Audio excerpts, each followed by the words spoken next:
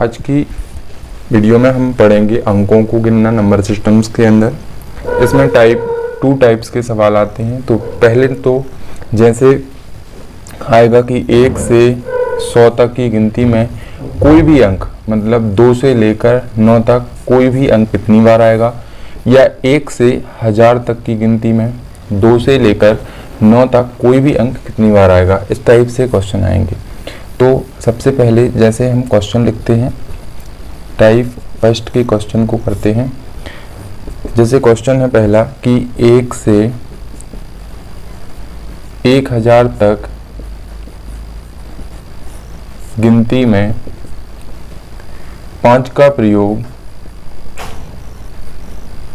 कितनी बार होगा। तो 5 का प्रयोग 1 से 1000 तक की गिनती में, तो यहाँ एक फॉर्मूला होता है n इंटू 10 n माइनस 1, जहाँ जो ये n होता है, n की वैल्यू निकलती है 10 पर घात से, मतलब 10 पर जितने की भी घात होगी वो n की वैल्यू होगी। तो यहाँ हम देख रहे हैं कि 1000, अब 1000 को हम कैसे लिख सकते हैं, 10 के ऊपर 3 की घात। तो जो 10 के ऊपर 3 की घात है, यही हमारे n की वैल्यू होगी। n बराबर 3 लिखा जाएगा। जैसे 100 है तो 100 को लिखते हैं 10 के ऊपर 2 की घात, तो जो n की वैल्यू होगी वो ये 2 होगी। तो इस क्वेश्चन को हम सॉल्व करें कि 1 से 1000 तक की गिनती में 5 का प्रयोग कितनी बार होगा। तो इस फॉर्मूले से करते हैं। तो 1000 को हम क्या लिखेंगे, 10 के ऊपर 3 की घात। तो यहाँ से हमारी n की वैल्यू निकलती है 3। फिर इस 3 का मान हम इस फॉर्मूले में रखेंगे। तो 3 इंटू 10 के ऊपर 3 माइनस 1, 3 इंटू 10 के ऊपर 2, और ये आंसर आ जाएगा 300। तो 1 से 1000 तक की गिनती में जो 5 है वो 300 बार आएगा। अब यही फॉर्मूला है 1 से 1000 तक की गिनती में अगर हम लिख देंगे 8 कितनी बार आएगा, तो वो भी 300 बार आएगा, क्योंकि इस फॉर्मूले में कहीं इसका यूज़ नहीं होता है। तो 1 से लेकर 1000 तक की गिनती में अगर 2 से लेकर 9 तक का कोई भी डिजिट पूछ लिया जाए तो वो सेम टाइम्स आएगा। अब जैसे पूछ लिया जाता है कि 1 से 100 तक की गिनती में 8 कितनी बार आएगा, तो हमें क्या करना है, सबसे पहले 100 को हम लिखेंगे 10 का स्क्वायर, और स्क्वायर लिखने से हमें पता चला कि n का मान 2 होगा, क्योंकि 10 पर जो पावर होती है वो n का मान होता है। तो इस 2 से हम इसमें रख के मान निकालेंगे। 2 इंटू 10, 2 माइनस 1 तो 20, यानी जो 1 से 100 तक की गिनती में है तो 8 भी 20 बार आएगा, और 2 से लेकर 9 तक का अगर कोई भी अंक पूछे तो वो सब 20 बार आएगा। तो ये हो गया हमारा क्वेश्चन। अब यहाँ हमने देखा इस फॉर्मूले से निकल रहा है कि 2 से 9 तक कितनी बार आएगा, लेकिन अब अगर कोई पूछ लिया कि 1 से 1000 तक की गिनती में 1 कितनी बार आएगा और 0 कितनी बार आएगा, तो वो भी हम देखेंगे। अब जैसे एक और क्वेश्चन है कि 1 से लेकर 1000 तक की गिनती में 2 व 3 कितनी बार आएगा। तो वही सेम क्वेश्चन है, 2 क्वेश्चन को मर्ज कर दिया गया है। तो 1000 तक की गिनती में यानी 10 के ऊपर 3 की पावर, यहाँ से n का मान निकलता है 3, और इस 3 से इसमें मान रखते हैं। तो 3 इंटू 10 पे 2 बराबर 300 बार आएगा। तो जो 2 है वो 300 बार आएगा, और ये जो 3 है वो भी 300 बार आएगा। तो जब 300 बार 2 आएगा और 300 बार 3 आएगा, तो इसका मतलब है कि दोनों कितनी बार आएंगे, 600 बार आएंगे। इस तरीके से हम करेंगे। मान लो क्वेश्चन आ जाता है कि 1 लाख तक की गिनती में 6, 7 और 8 कितनी बार आएगा। तो सबसे पहले 1 लाख को हम लिखते हैं 10 के ऊपर 6 की घात। 10 के ऊपर 6 मतलब हो जाएगा n का मान यहाँ से 6, तो हम लिखेंगे 6 गुणे 10 पे 5, यानी इस टाइप से। तो इतनी बार आएगा 6, और इतनी ही बार आएगा 7, और इतनी ही बार आएगा 8। तो 3 अंक हैं, तो 3 से हम गुणा कर देंगे, मतलब 18, 1,80,000 बार आएगा। तो इस तरीके से हम इस क्वेश्चन को करेंगे। अब हम देखेंगे कि इसी गिनती में 0 कितनी बार आएगा और 8 कितनी बार 0 और 1 कितनी बार आने वाला है। तो सबसे पहले एक तालिका बनाएंगे। कैसी तालिका कि 1 से लेकर 100 तक, 1 से लेकर 1000 तक, 1 से लेकर 10,000 तक, बाकी 1 से लेकर 1 लाख तक। ठीक है, फिर यहाँ पे लिखते हैं 2, 3, 4, 5, 6, 7, 8 और 9 कितनी बार आएंगे। फिर यहाँ पे हम लिखेंगे 1 कितनी बार आएगा और यहाँ पे हम लिखेंगे 0 कितनी बार आएगा। तो सबसे पहले 100 तक में हम 100 को 10 का स्क्वायर लिखते हैं और स्क्वायर का मतलब अगर यहाँ रखते हैं तो आ जाता है 20, यानी 2 से 9 तक का कोई भी अंक 1 से 100 तक में 20 बार आएगा और 1 से 1000 तक में 300 बार आएगा इसी तरीके से निकाल के, और 10,000 में आएगा 4000 बार और इसमें आएगा 50,000 बार। तो फिर 1 कितनी बार आएगा, तो कुछ नहीं करना है, जो ये 20 बार आ रहा है तो 1 आएगा 21 बार। 1 से 1000 तक में ये सब अंक 300 बार आ रहे हैं तो 1 आएगा 301 बार। ये 4000 बार आ रहा है तो 1 आएगा 4001 बार और ये आएगा 50,001 बार, 1 बढ़ जाएगा। फिर 0, तो 0 के लिए हमें याद रखना है कि 1 से 100 तक की गिनती में 0 आता है 11 बार, 1 से 1000 तक की गिनती में 0 आता है 192 बार और 1 से 10,000 तक की गिनती में 0 आता है 3893 टाइम्स। ये बस हमें थोड़ा सा याद रख लेना है। 1 से 100 तक में 0 11 बार और 1 से 1000 में 192 एंड 3893 टाइम्स आएगा। तो यहाँ पे ये होता है हमारा टाइप फर्स्ट। अब हम देखेंगे टाइप सेकंड के बारे में।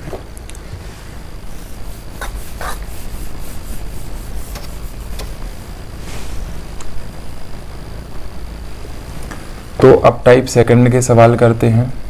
टाइप सेकंड में कौन से सवाल आते हैं, सबसे पहले आपको देखना है कि जो 1 से 9 तक की संख्या है इसमें कितने डिजिट होते हैं। तो हमने कहा 1 में भी 1 अंक है, 2 में भी 1 अंक है, ऐसे ही 1 से 9 तक में टोटल 9 डिजिट होते हैं। अब हमने कहा तो फिर बताओ 199 तक की संख्या में कितने डिजिट होंगे। तो हमने कहा कि 1 से 9 तक में 9 तक की गिनती में तो 9 डिजिट होते हैं। फिर 10 से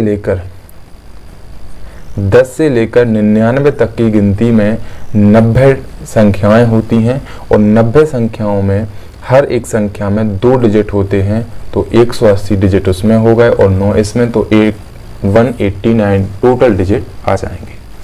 कैसे किया हमने, जैसे 1 से 99 तक में हमें डिजिट काउंट करना है तो सबसे पहले हम क्या करेंगे कि जो 1 से 9 तक की गिनती में 9 डिजिट हो गए, एक एक अंक की 9 संख्याएं, प्लस जो 10 से 99 तक की गिनती में 90 संख्याएं हो जाएंगी 2-2 डिजिट की, तो ये 180 प्लस ये 9 तो 189 डिजिट हो जाएंगे।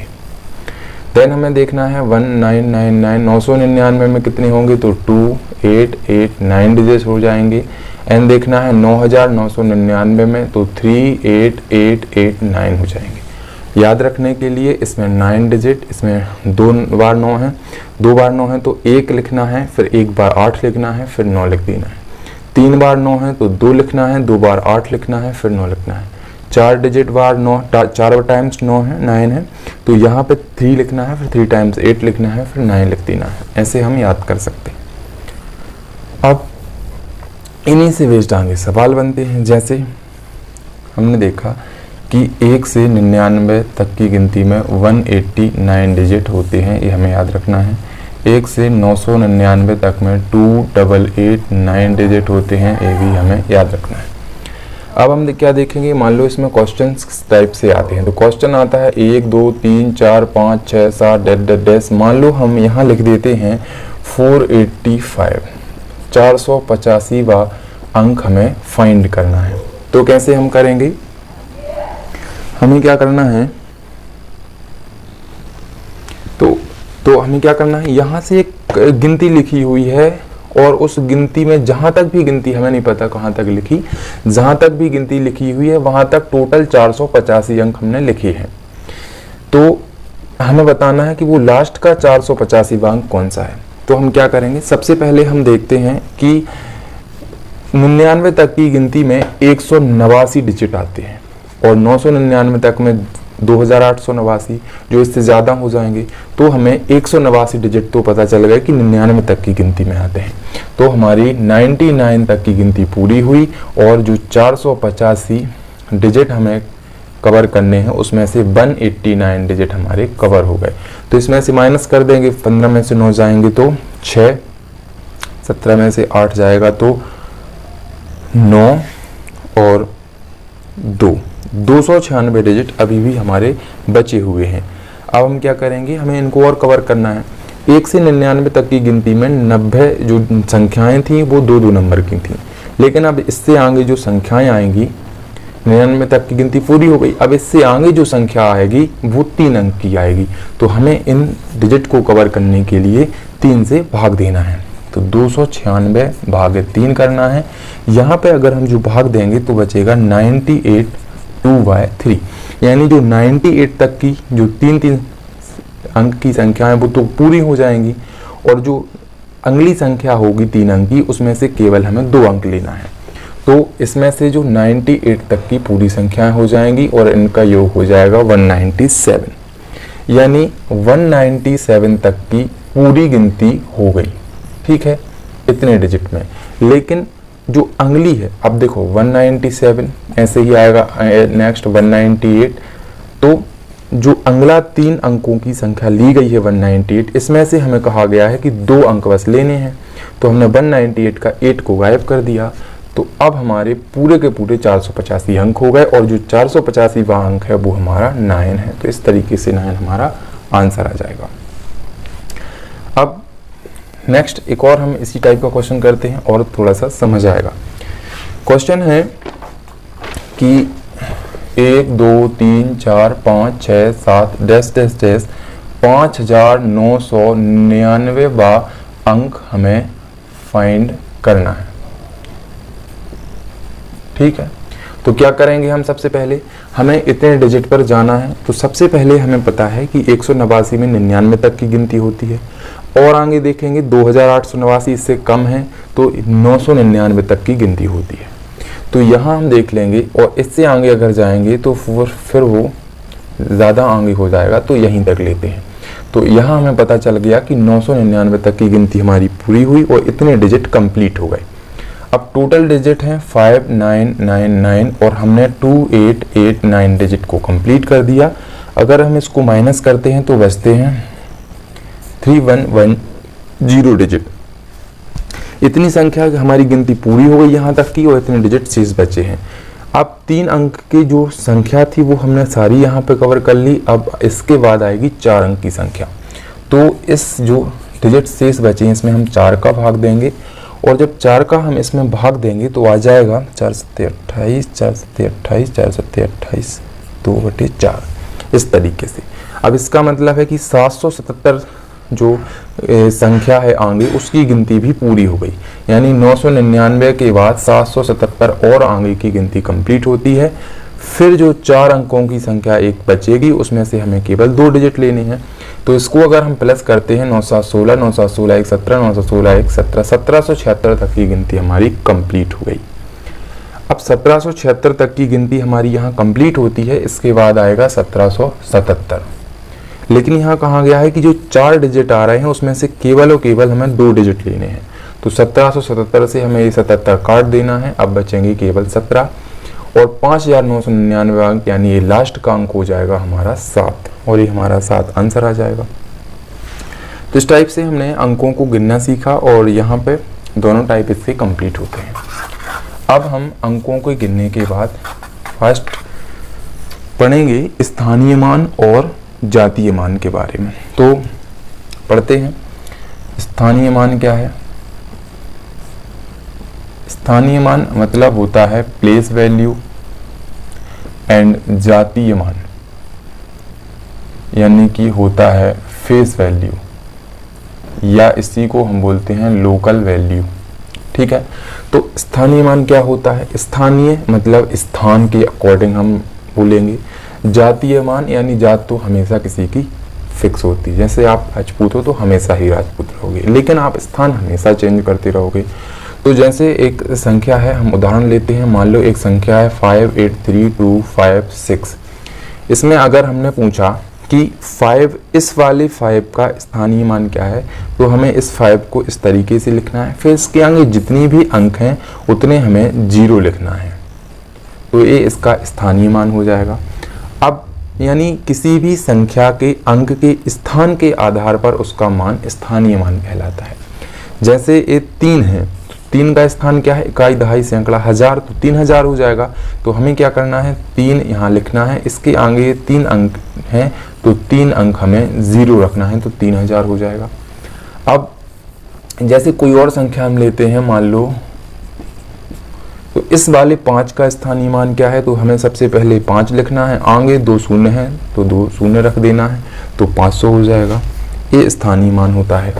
अब हम दूसरी तरफ देखते हैं जातीय मान क्या होता है। तो जातीय मान सबसे सिंपल है, जैसे कोई संख्या है, मान लो ये एक संख्या है, हमने बोल दिया इस 3 का जातीय मान क्या है, हमने कहा 3 है।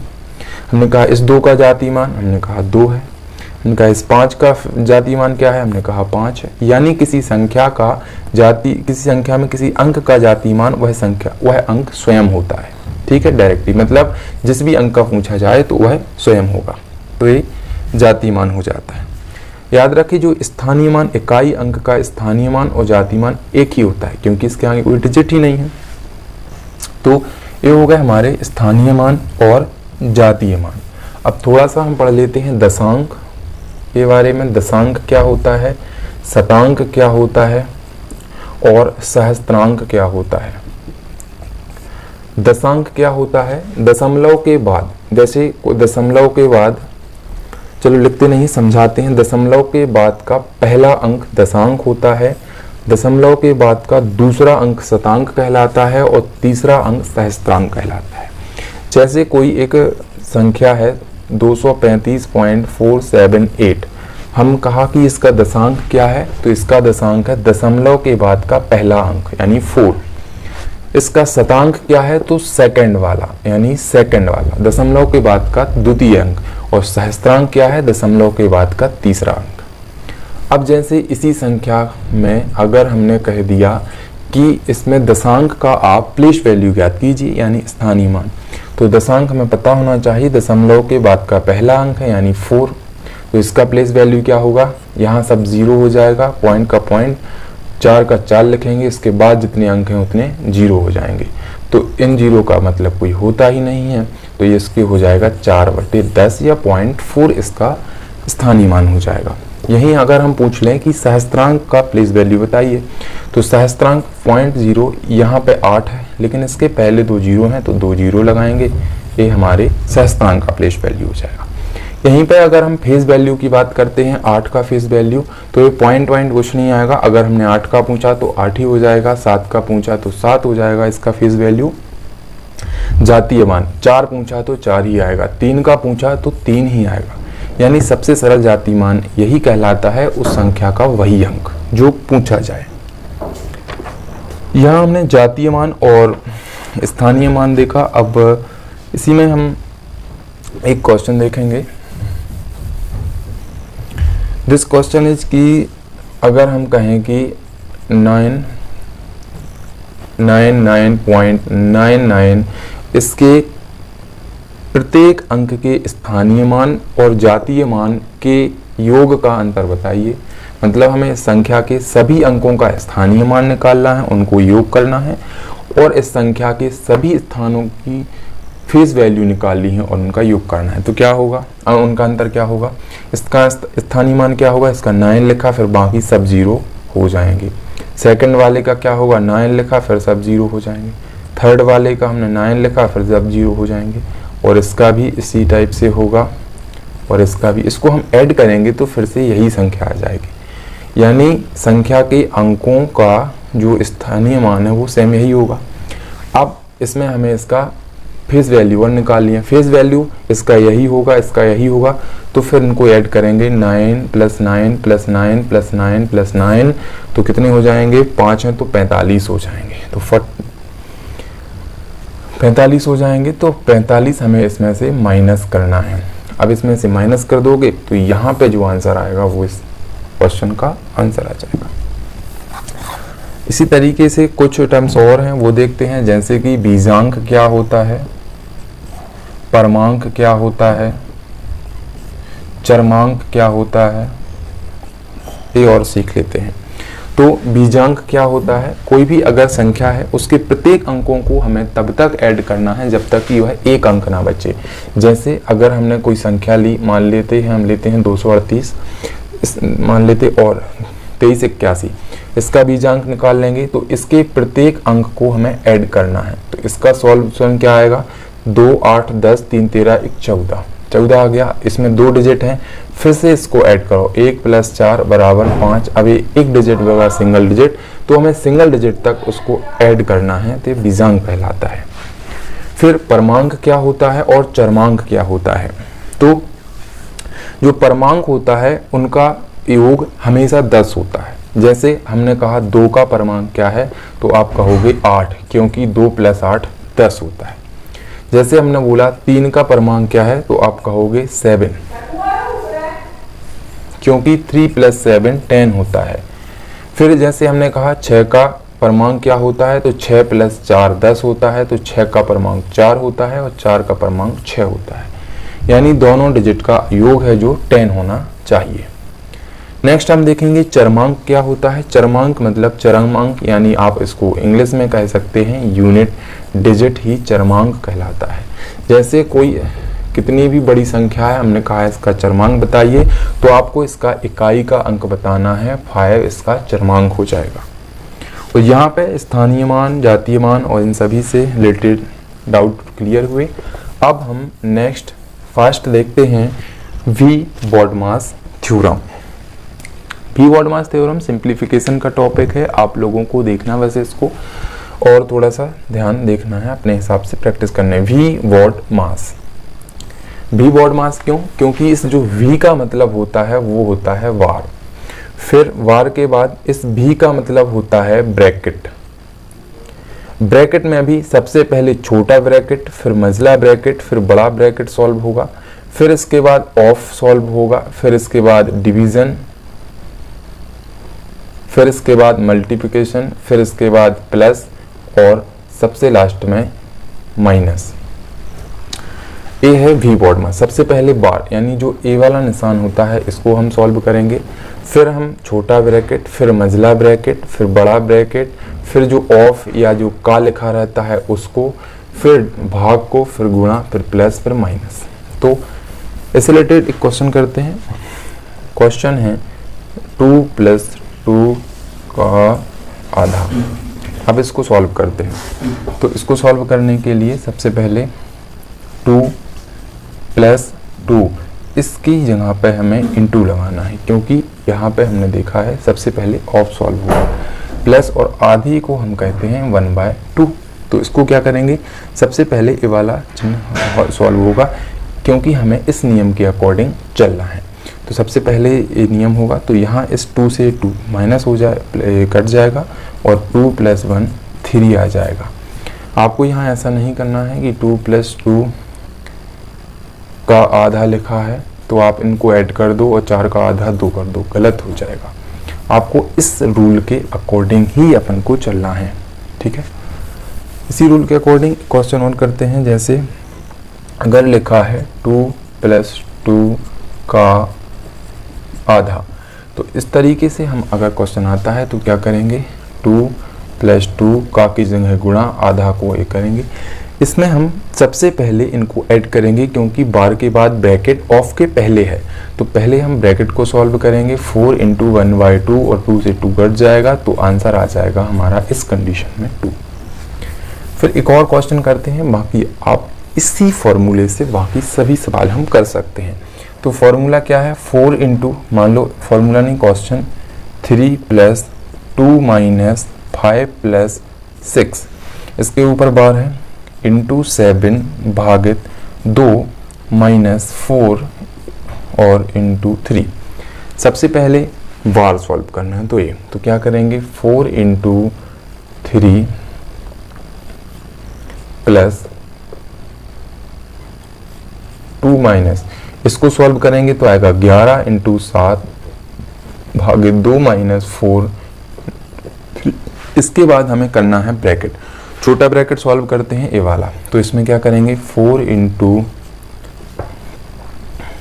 3 प्लस ब्रैकेट के अंदर ये वाला रूल लगाएंगे तो सबसे पहले भाग होगा, फिर ऑफ मिट गया, फिर यहाँ पे मल्टीप्लिकेशन होगा। तो भाग कैसे होगा, क्या करेंगे इसमें 2 माइनस 77/2 माइनस 4 इंटू 3। फिर क्या करेंगे हम, अभी सबसे पहले इसी को सॉल्व करेंगे तो 2 दूनी 4, 77 में से 2 दूनी 4 माइनस 77 तो आ जाएगा माइनस 73/2। ठीक है, माइनस 73/2 और जो 3 है तो 3 इसको कोष्टक में माइनस 4 और 3 प्लस आ जाएगा इंटू 3 और इंटू 4। अभी 3 और माइनस 4 तो माइनस 1 आ जाएगा, तो माइनस 1 माइनस A3 A4 तो माइनस 1 माइनस 73/2 पहले से है इंटू 3 इंटू 4। फिर इसको सॉल्व करेंगे तो 2 एकम 2 माइनस 2 माइनस 73 तो माइनस 75/2।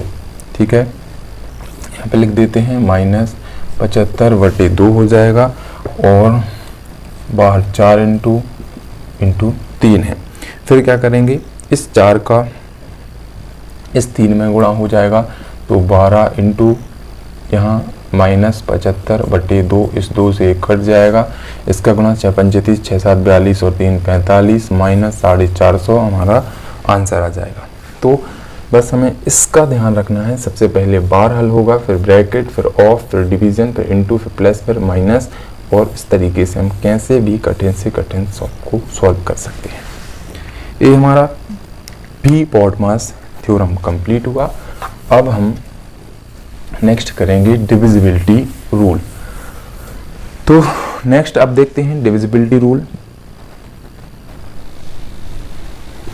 अब पढ़ेंगे हम डिविजिबिलिटी रूल या विभाजकता के नियम, विभाजकता के नियम।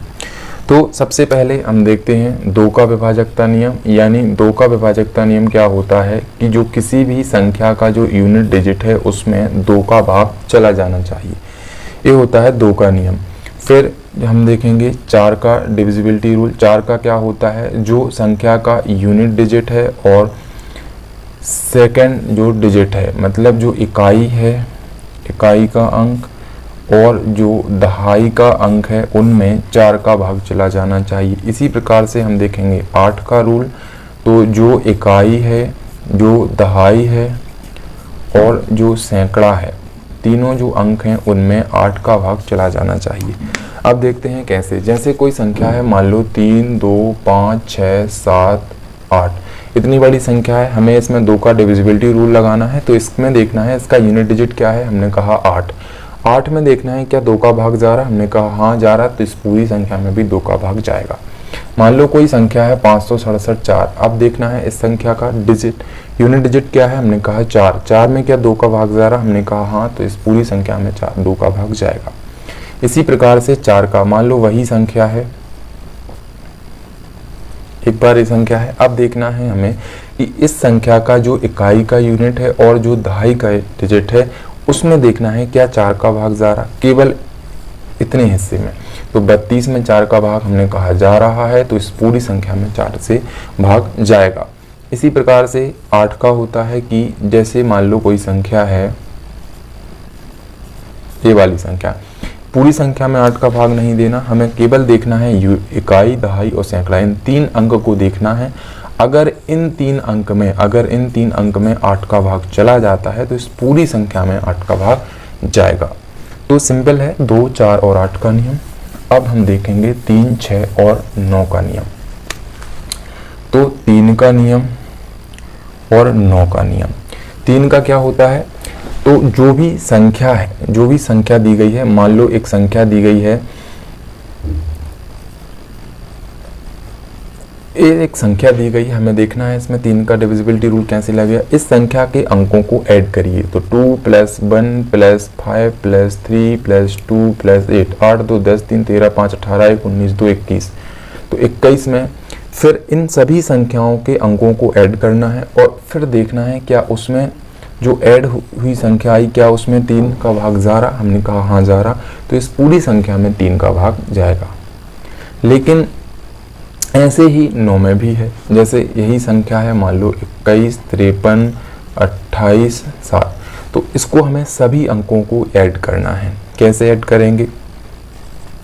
2 और 1 3 और 5 8 और 3 11 और 2 13 और 8 8 16, 16 13 कितने हो जाएंगे? 29। 29 में क्या 9 का भाग जा रहा? हमने कहीं नहीं, तो इस पूरी संख्या में 9 का भाग नहीं जाएगा। अब क्या हम ऐसे ही ऐड करेंगे? इसमें तो टाइम लगने वाला है, तो हमें क्या करना है कि इसको नहीं करना, वो एक बेसिक मेथड। सबसे पहले इसमें 3 का भाग देखना है, तो इसमें जो जो संख्या ऐड होके 3 या 3 के गुणज में आ रही है उसको सबसे पहले कैंसिल आउट कर दो। जैसे कि इस 3 को कैंसिल आउट कर दो, 2 और 1 3 को कैंसिल आउट कर दो, फिर 8 और 2 10 और 5 15, 15 में भी 3 का भाग जा रहा है, तो इसको सब कैंसिल हो गए इसमें, यानी इसमें 3 का भाग जा रहा। एक और संख्या लेते हैं, मान लो 2 1 3 4 8 1 2 3 5 6 4, इसमें देखना है क्या 3 का भाग जा रहा है, तो हमें सब ऐड बिल्कुल भी नहीं करना। 2 और 1 3, इसको अलग कर दो, 3 में जा ही रहा है, 8 और 4 12, 12 में 3 का भाग जा रहा, 1 और 2 3, इसमें भी 3 का भाग जा रहा, इस 3 में भी 3 का भाग जा रहा, 5 और 4 9 में भी 3 का भाग जा रहा और 6 में भी 3 का भाग जा रहा, तो ये पूरी संख्या में 3 का भाग जाएगा। नेक्स्ट हम देखेंगे 9, तो 9 में भी सेम कंडीशन, हमें 9 के गुणज को कैंसिल आउट करना है। तो सबसे पहले 9 में तो जा ही रहा, 3 और 1 4 और 2 3 और 1 4 और 5 9, तो 1 कट जाएगा।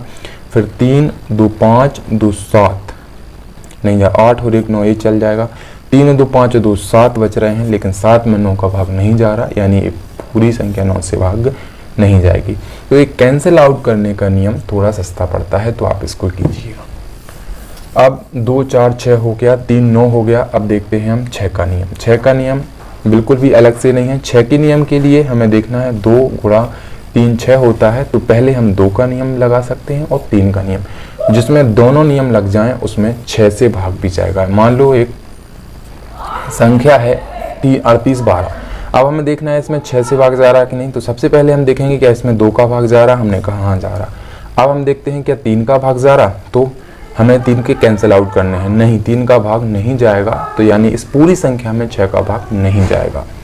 तो 6 का नियम भी हो गया।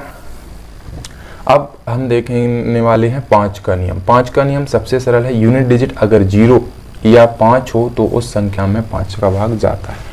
यूनिट डिजिट मतलब कितनी भी बड़ी संख्या हो, अगर लास्ट में या तो 0 है या तो 5 है, तो उस पूरी संख्या में 5 का भाग जाएगा। अब देखते हैं हम 7 का नियम। 7 का नियम क्या होता है, मान लो कोई संख्या है, मान लो 343 है, तो क्या करना है हमें कि मान लो और बढ़ा देते हैं, ठीक। क्या करना है, जो संख्या का लास्ट का अंक है, इस लास्ट के अंक में हमें 2 से गुणा करना है, ठीक है। इस लास्ट के अंक में 2 से गुणा करना है, और जो शेष संख्या बच रही इसमें से वो माइनस करना है। कैसे, जैसे 343 है तो लास्ट का अंक हटा लो तो बचे कितने 34, इसमें से क्या माइनस करना है, इसमें 2 का गुणा करके, तो 3 दूनी 6, 6 माइनस करो तो कितने बचेंगे 28। अब 28 में क्या 7 का भाग जा रहा है, हमने कहा हाँ जा रहा, यानी इस पूरी संख्या में 7 का भाग जाने वाला है। और देखते हैं, मान लो लिखा है 784, तो इसको अलग कर दो, यहाँ 78 के 78 लिख लो, इस संख्या में 2 का इंटू करो तो 4 दूनी कितने हो जाएंगे 8, और इस शेष बची संख्या में से घटाओ 70, तो 70 में 7 का भाग जा रहा है, यानी इसमें बच जाएगा। तो इस तरीके से हम इस 7 के नियम को समझते हैं। बाकी अब हम देखते हैं 11 का नियम। सबसे इम्पोर्टेंट 11 का नियम है। 11 का नियम क्या होता है, मान लो एक संख्या लिखी हुई है, मान लो एक संख्या लिखी हुई है, तो हमें इसके एकांतर क्रम में जो अंक आ रहे हैं उनको ऐड करना है। फिर जैसे पहले हम एक विषम और स्थान पे है तो इनको इनको इनको और इनको ऐड करना है। सेकंड स्टेप इसको ऐड करना है, मतलब जो एकांतर क्रम में आ रहे हैं उनको हमें दोनों को ऐड करना है। फिर दोनों जो संख्याएं आएंगी उनको माइनस करना है। माइनस करने पर अगर 0 आता है या 11 आता है या 11 से रिलेटेड कोई आता है उसका गुणज, तो वो संख्या 11 से विभाजित होती है। अब समझते हैं कैसे, देखिए। तो सबसे पहले 5 6 3 4 3 2 8 4 6 7 9 5। तो इसमें हम देखेंगे सबसे पहले क्या करना है, एकांतर क्रम में, मतलब इसके बाद ए, इसके बाद ए, इसके बाद ए, इसके बाद ए, इनको अलग ऐड करो। 5 और 3 8 और 8 16 और 6 22 और 9 31।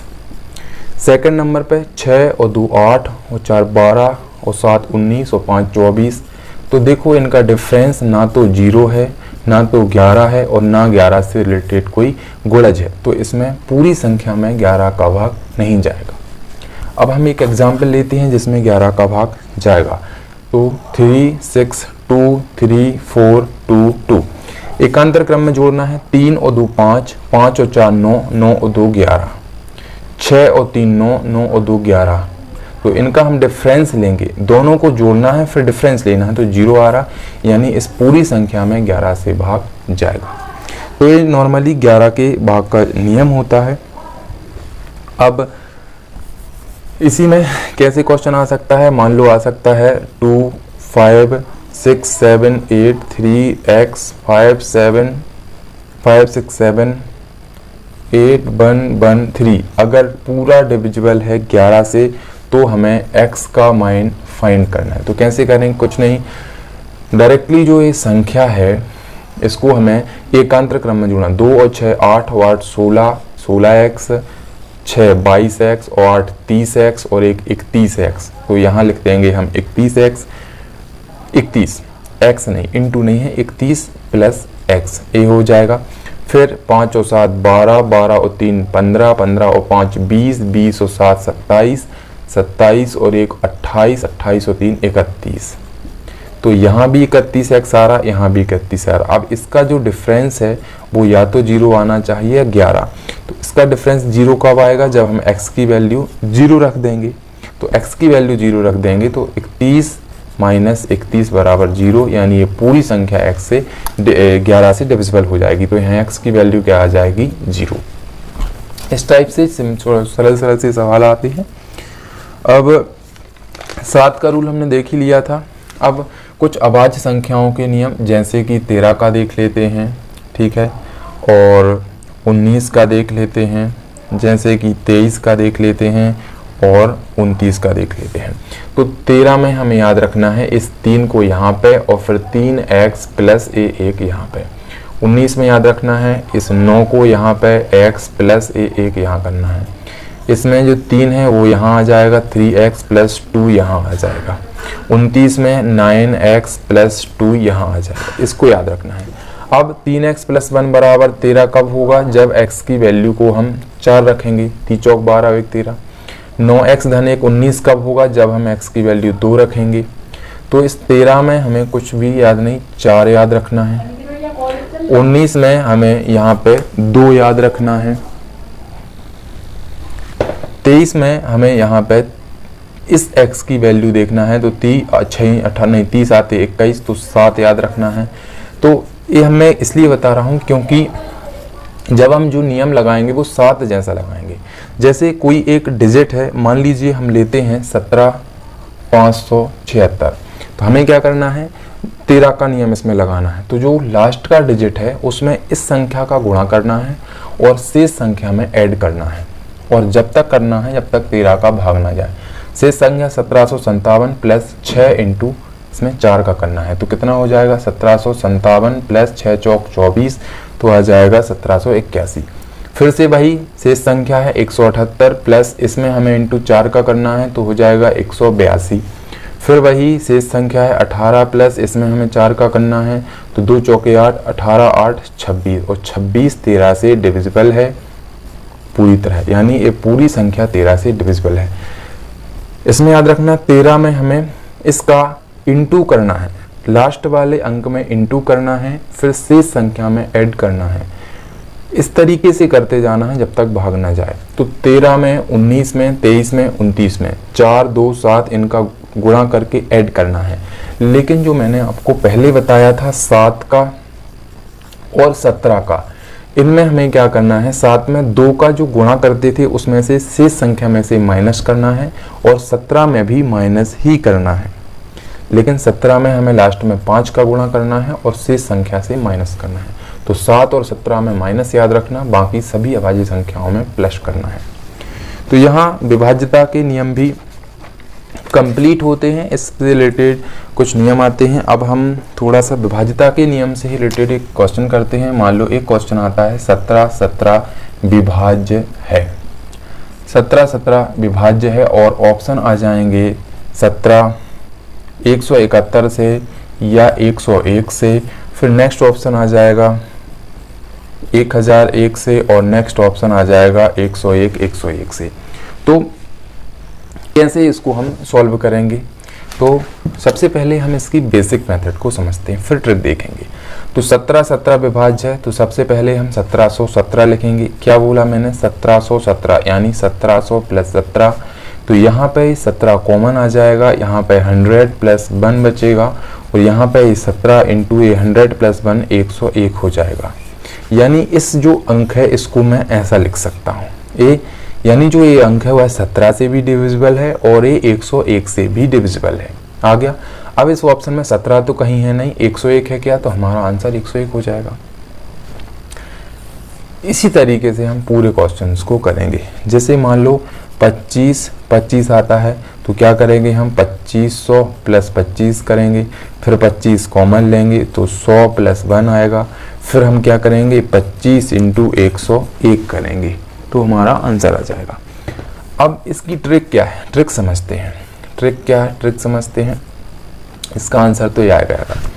ट्रिक समझने के लिए मैं आपको 2 से 3-4 उदाहरण दूंगा। तो सबसे पहले 1717 की ट्रिक समझेंगे, फिर हमें समझना है मान लो 25 की, फिर मान लो जी 952 की, फिर मान लेते हैं 563 की, फिर मान लीजिए 5832 की, ऐसे ही मान लीजिए 756 की। तो जो 17 है, सबसे पहले देखना है इसमें जो 17 है, इस एक संख्या है, एक कितनी बार रिपीट हो रही है। तो 17 कितनी बार रिपीट हो रही है? हमने कहा 2 बार। एक 17 ये है, एक 17 है, 2 बार रिपीट हो रही है, तो हमें 2 डंडे खींचने यानी 2 बार 1 लिखना है। फिर हमेशा इन 1 के बीच में 0 लिखा जाएगा। जैसे 3 1 हैं तो जितने 0 यहाँ उतने ही 0 यहाँ। तो देखिए सबसे पहले जो संख्या 17 है ये 2 बार रिपीट हो रही है, तो हमें क्या करना है 2 बार 1 लिख लेना है। फिर हम क्या करेंगे, देखना है कि जो 17 है इसमें कितने डिजिट हैं, 2 डिजिट हैं, यानी जो रिपीटेशन है वो 2 अंक का रिपीटेशन बार बार है। 2 संख्याओं का रिपीटेशन हो रहा है जहां पे, तो 2 बार 1 लिखा, और जितने अंकों का रिपीटेशन है यानी 17 में 2 अंक हैं यानी 2 अंक बार बार आ रहे हैं, तो हमें उससे एक कम बार यहाँ पे 0 लिखना है। तो यानी जो 17 है वह 101 से डिविजिबल है। अब जैसे 25 में देखते, तो सबसे पहले हमें देखना है कि यह संख्या है 25 और यह कितनी बार रिपीट हो रही है। तो 25 3 बार रिपीट हो रही है, तो हमें 3 बार 1 लिखना है। फिर देखना है कि इस संख्या में कितने अंक रिपीट हो रहे हैं। तो देखा 25 में 2 अंक हैं जो बार बार रिपीट हो रहे हैं। अगर 2 अंक रिपीट हो रहे हैं तो हमें 1 बार 0 लिखना है, यानी जितने अंक रिपीट होंगे उससे एक कम बार 0 यहाँ लिखा जाएगा। तो ये संख्या इससे क्या हो जाएगी, विभाज्य हो जाएगी, और इंटू 17 यानी 17 से विभाज्य हो जाएगी, इंटू 25 यानी 25 से विभाज्य हो जाएगी। फिर नेक्स्ट देखते हैं 952 यानी ये 952 है जो संख्या है वह कितने बार रिपीट हो रही है। तो 952 2 बार रिपीट हो रही, 2 बार 1 लिखना है। फिर देखना है संख्या में कितने डिजिट हैं, 3 डिजिट हैं, 3 डिजिट बार बार रिपीट हो रहे हैं, तो हमें यहाँ पे 2 बार 0 लिखना है। फिर नेक्स्ट देखेंगे 5635 यह संख्या 3 बार रिपीट हो रही है, तो 3 बार 1 लिखना है। फिर देखेंगे जो 5635 है इसमें कितने ऐसे डिजिट हैं जो रिपीट हो रहे हैं। हमने कहा 1 2 3 4 डिजिट हैं जो बार बार रिपीट हो रहे हैं। अगर 4 डिजिट रिपीट हो रहे हैं तो हमें 3 बार 0 लिखना है, तो 3 बार 0 यहाँ आ जाएगा और 3 बार 0 यहाँ आ जाएगा। यह संख्या इससे विभाज्य होगी। ऐसे ही यहाँ जो 5832 एक संख्या है जो 2 बार रिपीट हो रही है, तो 2 बार 1 लिखना है। फिर 5832 में 4 डिजिट हैं, तो हमें 3 बार 0 लिखना है। 756 एक संख्या 2 बार रिपीट हो रही है तो 2 बार 1 लिखना है। 756 में 3 डिजिट हैं तो हमें 2 बार 0 लिखना है। तो इस तरीके से हमारी ट्रिक है, आप इसको एक बार और देखें तो समझ आ जाएगा। अब एक मान लो एक क्वेश्चन है ए बी सी एक A B C into D E D, तो हमें बताना है डी प्लस ई डी बराबर क्या होने वाला है। तो ये भी अगर आप समझ गए होंगे तो वैसा ही कुछ है। ए बी सी एक संख्या है मान लो, और ए बी सी एक संख्या है, तो ये 2 बार रिपीट हो रही है। अगर 2 बार रिपीट हो रही है तो हमने क्या कहा था कि 2 बार 1 लिखना है। इस संख्या में कितने डिजिट हैं? 3 डिजिट हैं, तो 2 बार 0 लिखेंगे। तो ये संख्या 1001 से विभाज्य होगी, इनटू हमने कहा था जो एक संख्या है कॉमन ली जाती है तो ए बी सी से विभाजित होगी। ऐसा फॉर्मेट आपको यहाँ दिख रहा होगा, A B C into D E D, तो यहाँ की जगह 1 0 0 1 आएगा, तो यहाँ हम 1 0 0 1 लिखेंगे, इन सबको ऐड करेंगे तो 2 आ जाएगा हमारा आंसर। अब एक और लास्ट क्वेश्चन देखते हैं इसका। 6 डिजिट का एक नंबर है मान लो 973 XYZ, यहाँ नहीं पता हमें क्या है। यह फिक्स विभाजित है, डिवाइडेड है कैसे? 7 से, 11 से और 13 से। तो हमें बताना है y plus Z upon x की वैल्यू क्या होगी। तो सबसे पहले हमें देखना है कि जो 7 से विभाजित है, 11 से विभाजित है और 13 से, तो वह इनके मल्टीपल से विभाजित होगा। यानी अगर हम देखेंगे कि जो 12 है वह हम कहेंगे 2 से विभाजित है और 3 से विभाजित है, तो 2 गुणा 3 यह 6 से भी तो विभाजित होगा। तो ऐसे ही अगर इन तीनों अंक से पूरी संख्या विभाजित है तो इन तीनों के मल्टीपल से विभाजित होगी। तो चलिए हम इसका मल्टीपल करते हैं। 7 गुणित 11 गुणित 13, इसका मल्टीपल आता है 1001।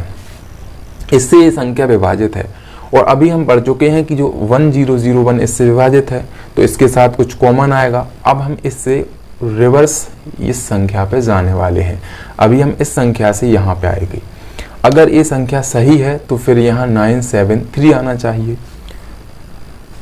इससे डिवाइड है। तो हमने देख लिया कि जो अगर ए आ रहा है तो फिर वो इससे विभाजित है, तो यहाँ आ जाएगा 973 XYZ की वैल्यू। तो इसमें रख दीजिए सिंपल सी, y का मान 7 है, z का मान 3 है, x का मान 9 है, 7 3 10/9, और यही हमारा आंसर आ जाएगा। यहाँ हमने विभाज्यता के नियम भी कंप्लीट किए, वी बॉडमास थ्योरम भी कंप्लीट किया और अंकों को गिनना भी कंप्लीट किया। अब नेक्स्ट हम देखने वाले हैं सूत्रों द्वारा संख्याओं का योग, जो हम नेक्स्ट देखेंगे। सूत्रों द्वारा संख्याओं का योग देखेंगे हम नेक्स्ट, जो ये आते हैं कि क्रमागत n प्राकृतिक संख्याओं का योग n + 1/2। इस सबको हमें देखना है और अच्छे से याद भी करना है।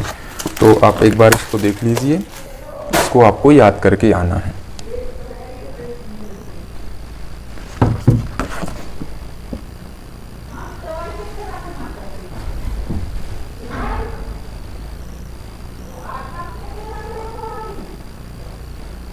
आपको इसको याद करके आना है और कल अपन इसी पे बेस्ड सवाल को करेंगे। इसका आप स्क्रीनशॉट ले लीजिए। फिर ठीक है, आज की क्लास यहीं